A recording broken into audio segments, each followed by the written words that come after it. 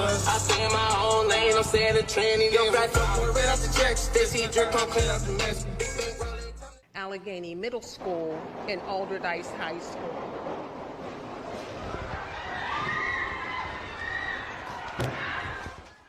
The organ plays Amazing Grace. A mother clutches her tissue. A child fidgets in the pew. Then 20 shots crack through the air. Bodies hit the floor. Not from prayer, from bullets. Destiny of Faith Church, Brighton Heights, Pittsburgh. The funeral for 20-year-old John James Hornizes Jr. has just become a crime scene. Outside, 6 people bleed to death.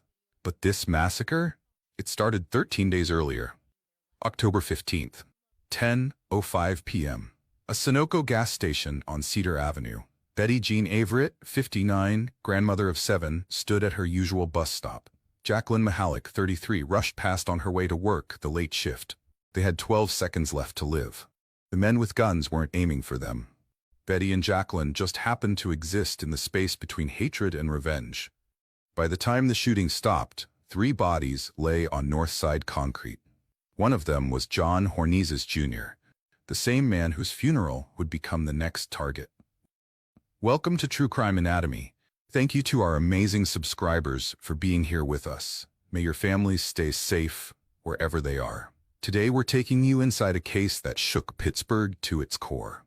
A story of revenge that turned neighborhood streets into battlegrounds. For our returning viewers and those just joining us, don't forget to subscribe, like, and share because we bring you the parts the media never reported. The evidence they didn't show, the connections they missed. This is the story of how a funeral became a crime scene. John James Hornizes Jr. turned 20 in August. His godmother, Paige Davis, called him ambitious, trying to find his way.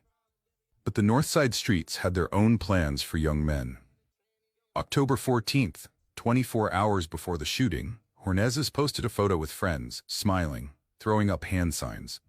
The caption's gone now, but investigators would later trace the digital footprints of an escalating conflict. The beef started over territory. Who could stand where? Who controlled which corners?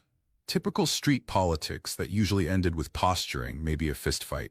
Sharon Troutman, 19. Jaylone Hines, 21. Samuel Pez, 30. These names meant nothing to Betty Averett or Jacqueline Mahalik, but on October 15th, their paths would cross in the worst way possible.